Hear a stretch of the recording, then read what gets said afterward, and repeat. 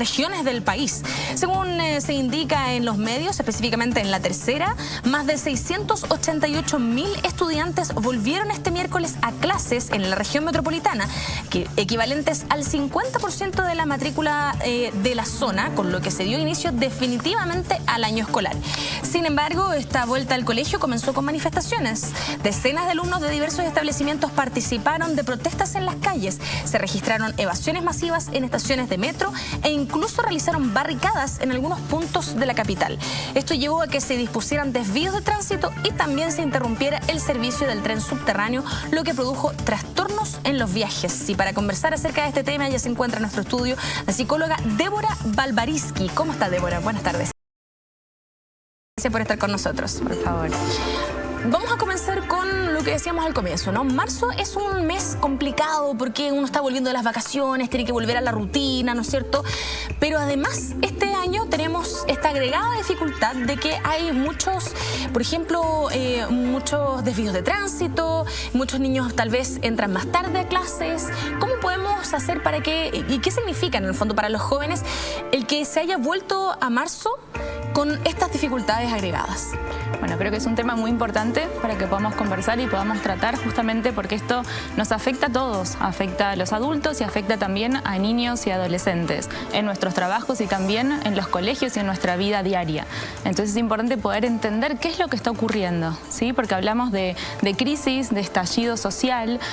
Si pensamos en lo que es una crisis, ¿no? Que esto viene ya desde el vocablo, desde lo griego, ¿no? Que esto tiene que ver con separar, con decidir. Justamente, si pensamos en la adolescencia, allí hay una separación de nuestra identidad, donde vamos eligiendo qué partes de nuestra niñez nos gustan, qué partes no, con qué nos queremos quedar, qué queremos dejar de lado, y justamente es toda una transformación. Y si lo pensamos en relación a lo que está ocurriendo en la sociedad chilena, también va en este mismo sentido, que tiene que ver con un cambio. Hablábamos, ¿no?, de Chile despertó, de un despertar, de un renacer, y que esto es lo que ocurre también en las crisis, como para verle también, muchas veces se piensa en crisis como algo negativo, ¿no? Y en realidad tiene toda una connotación positiva del renacer, del despertar, de un cuestionamiento, una transformación que si la podemos aprovechar justamente positivamente, podemos encontrar un montón de consecuencias positivas. Entonces, ¿cómo podemos hacer para aprovecharla de forma positiva, digamos? ¿Cómo podemos impulsarnos con esta crisis para el desarrollo del resto del año? Bueno, yo creo que es fundamental, si nos referimos a los adolescentes en este caso, es por establecer instancias que sean de escucha activa, ¿sí? Los adolescentes están poniendo la voz, ¿verdad? Vemos que muchas generaciones a lo mejor anteriores no han podido, ¿no? Por distintos miedos, por la historia, y vemos que hoy los adolescentes se están animando, están poniendo la voz a todo esto.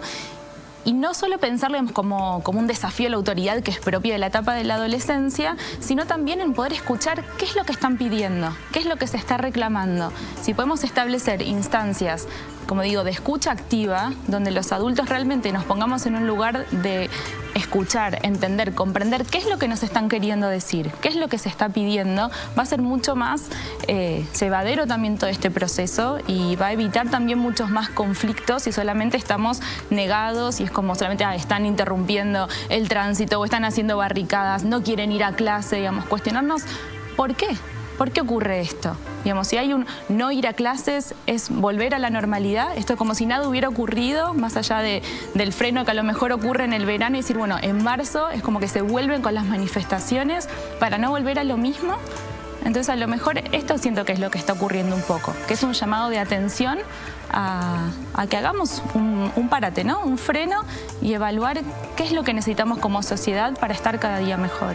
Débora, considerando el contexto, no solamente el contexto social, sino que también, vamos a decir histórico, ¿no? Pero también tecnológico, pongámosle así, que están viviendo los adolescentes y los niños sobre todo, que ahora están hiperinformados, ¿no? Tienen siempre el celular en las manos, son muy hábiles con las tecnologías y por ende siempre tienen mucha información a mano, ¿verdad? Sí. Información que también hay que tener cuidado porque hay algunas que pueden ser falsas, en fin, y que desgraciadamente tal vez por falta de educación, y eso también debemos hacer un mea culpa porque en realidad tal vez a nosotros, a los medios de comunicación y a los padres o a quienes estamos alrededor de los niños, nos falta enseñarles a reconocer estas noticias falsas, pero en el fondo tienen mucha información, ¿verdad? Sí. ¿Cree usted que los padres o los adultos tal vez subestimamos la capacidad de entender de los niños y de los adolescentes de lo que está ocurriendo en el país? Sí, yo creo que muchas veces sucede esto, que a veces pensando hasta en niños pequeños, que es como, no entienden, y sí entienden porque ellos perciben y comprenden, nos ven que nosotros estamos distintos, que nuestro humor es diferente, que nuestras actitudes son distintas y a lo mejor no tienen la comprensión exacta de lo que está sucediendo, pero perciben nuestros cambios de humor y demás. Entonces, yo creo que no es saludable omitir, hacer como si nada estuviera ocurriendo, sino, de acuerdo también a la edad de cada niño o adolescente, conversar de estos temas.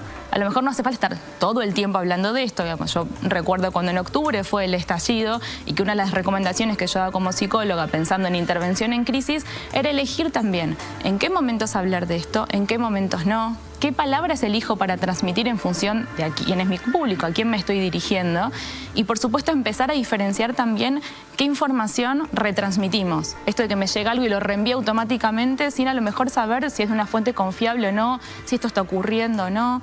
Entonces yo creo que hay que escoger la información y los momentos con los niños y con los adolescentes y más allá de que ellos tienen los celulares, las tablets y demás a disposición, a lo mejor también es momento que los padres empecemos a estar más atentos y conversando, porque ellos pueden tener acceso a la información, pero uno también le puede dar otra significación y acompañar esa lectura. No es, no mires, no veas, no te enteres, si no estamos en una burbuja y esto sí está ocurriendo.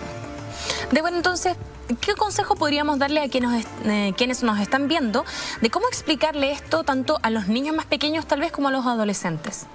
Bueno, creo que es, por supuesto, distinto el escenario. A lo mejor con los niños tiene que ser un vocabulario sumamente accesible y sin tanto detalle de información. Por ahí sí lo que está ocurriendo a nivel país, que van a haber cambios, que a lo mejor puede ser que la rutina se vea un poco alterada, que pueden ocurrir ciertas situaciones en la escuela, en los colegios, en los horarios. Anticipar, pero sin tanta información. O sea, sí me parece que la anticipación para los chicos siempre es clave, porque eso nos permite para la estructura psíquica de los niños organizarse de forma diferente cuando uno ya sabe que hay situaciones que pueden llegar a ocurrir sin generar mayores ansiedades, pero nos permite prevenir algunas situaciones. Entonces siempre en el lenguaje más concreto posible y asegurando siempre como la compañía de mamá, papá o quien sea la persona que acompañe a este niño para dar seguridad frente a algún tipo de escenario complejo que pudiera ocurrir. Y los adolescentes manejan otro vocabulario. Los adolescentes creo que en algún punto están como más metidos en esta situación que los adultos. Y tienden a lo mejor a ¿no? Como a tener más ganas de ir a participar, de ir a las marchas. Son súper protagonistas de lo que está ocurriendo. O sea, pensemos en la adolescencia, que de por sí es una etapa de transición. Cuando uno dice, no es un niño y tampoco es un adulto, justamente está en una etapa de transición y de redescubrirse. Y siempre lo que tiene que ver con lo social impacta muy fuerte en la adolescencia. Esto que te decía antes como de la rebeldía, de salir a reclamar y lo social. Y uno no solamente desde lo individual, ¿no? Desde el bolsillo de cada uno, sino viendo a nivel país qué es lo que está ocurriendo. Y sobre todo en Punto Noticias desde el comienzo del estallido social, que son ellos, son los jóvenes los que empezaron con esta revolución, la revolución de los 30 pesos en el fondo. Son ellos los que empezaron a saltar los torniquetes y que se atrevieron en el fondo a mostrar su descontento de manera muy pública. Y también pensar que, como bien decías, Débora, la verdad es que ellos son abogados en el fondo de sus familias y de la familia de sus compañeros tal vez, porque a lo mejor no les afecta tanto a ellos, sino que les afecta, por ejemplo, familias de otros compañeros que están viendo y que saben que tienen ese dolor, ¿no? Entonces son ellos los que se atreven, digamos, a salir a la calle. Es que veo también a veces mucha gente más grande, ¿no? A padres o abuelos como agradeciendo a toda esta camada así de adolescentes que se ha animado y que ha puesto la voz justamente, a lo mejor por tantas generaciones que no lo han podido hacer. Débora, por último, ¿cómo le puede afectar a un joven que esté yendo al colegio y que tal vez tiene problemas para llegar a la casa o tiene problemas para llegar al colegio, ve que a lo mejor en su sala hay menos alumnos? eso? ¿Cómo deberían hacerlo, por ejemplo, los profesores para poder apoyarlos en ese sentido? Sí, me parece fundamental, como veíamos antes, en relación a madres, padres o personas a cargo de niños, niñas o adolescentes, que también los profesores, los maestros, las maestras puedan hablar de lo que está sucediendo. Más allá de no interrumpir la currícula y demás, que se puedan seguir dando las clases, pero no omitiendo esta información. Porque como te decía antes, por más pequeños que sean los niños, perciben y entienden lo que está sucediendo. Entonces, si nosotros no lo nombramos, es más frustrante para ellos, porque se dan cuenta que algo sucede. Entonces, me parece que es importante que los maestros en clase, si hay niños que no concurren o si los horarios son distintos, si hay que retirarse más temprano, lo que te decía antes, como tratar de anticipar estas situaciones, que no sea de pronto, obviamente puede haber imprevistos, pero si hay situaciones que las podemos prever, que mañana nos vamos a ir antes, o que hay compañeros, por más que no sepamos cuántos ni quiénes a lo mejor no van a estar en la sala, pero sí nombrarlo. Es probable que hay compañeros, compañeras que por unos días no puedan venir a clase porque hay dificultades para poder llegar al colegio.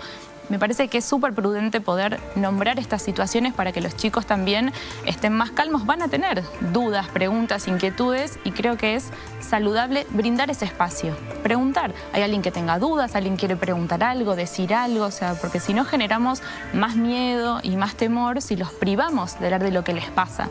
Porque muchas veces más allá del contenido en sí, de la coyuntura social, están los sentimientos que tenemos en relación a esto.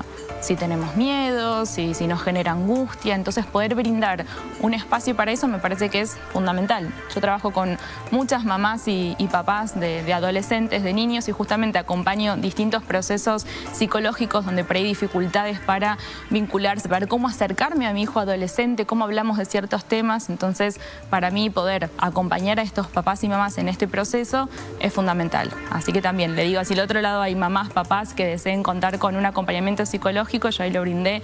Mi correo es psicologiacondebora@gmail.com. Me pueden escribir y yo también feliz de poder acompañar en este proceso.